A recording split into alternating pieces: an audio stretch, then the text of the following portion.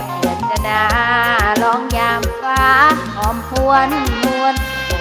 เดือนตาคำเหมือนหมอลำพางมวนเมฆดำร้อยปันปวนฝนตกมาสู่อีสานญาติกับแม่ทุกคนแลกเกี่ยวกระดาษไว้ด้วยสุดจากงานเป็นยาตามขนาดแรงพ่อตื่นเช้าตรู่รีบออกมาเร่งลุดไปหุดนารีบนำฟ้าข้าวน้ำฝนสารบันของเฮาอาชีพแต่นักงานลุนเอาหน้าสู่ฟ้าฝนเฮ็ดนาไรบ่ได้เศร้า